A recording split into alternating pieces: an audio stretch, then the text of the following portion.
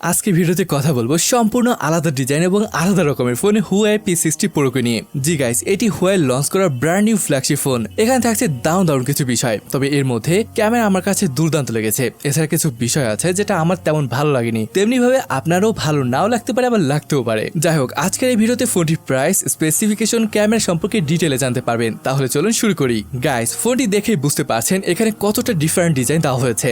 আমার মনে হয় না এরকম ইউনিক ডিজাইন কোনো ফোনে দেখেছেন। ব্যাক সাইডে লক্ষ্য করে দেখবেন এখানে মার্বেল পাথরের মতো টেক্সচার দেওয়া হয়েছে, যেটা দেখতে ভালো লাগছে না খারাপ লাগছে ঠিক বলতে পারছি না। বাট এখানে ইউনিক স্টাইলের ক্যামেরা বাম্প কিন্তু যথেষ্ট ভালো লাগছে। এই ইউনিক ক্যামেরার জন্য ফোনটির ওভারঅল ডিজাইন খুবই চমৎকার লাগছে। বিল্ড কোয়ালিটিও প্রিমিয়াম ছিল।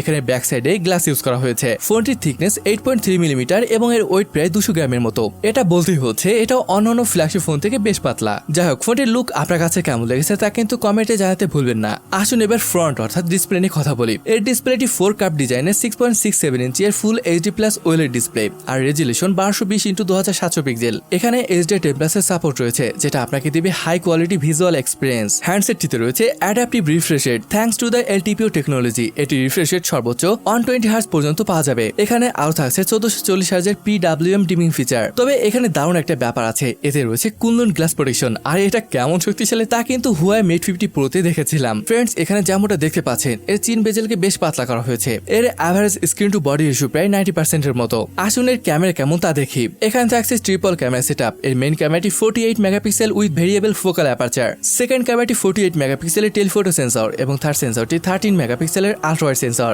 আর সেলফি ক্যামেরাটি 13 মেগাপিক্সেলের। মেইন ক্যামেরা এবং টেলিফোটো ক্যামেরায় OIS এর সাপোর্ট থাকছে। আর টেলিফোটো সেন্সরটি 3.5x অপটিক্যাল জুম করতে পারবেন। রিয়ার প্যানেলে রয়েছে অনেকগুলো মোড, যেমন নাইট, সুপার ম্যাক্রো, ডুয়েল ভি video, portrait, pro, slo-mo, master AI, moving picture, capture smile, এছাড়াও অনেক। যাই হোক, আসুন ফোনটিতে তোলা কিছু দুর্দান্ত ফটো দেখি।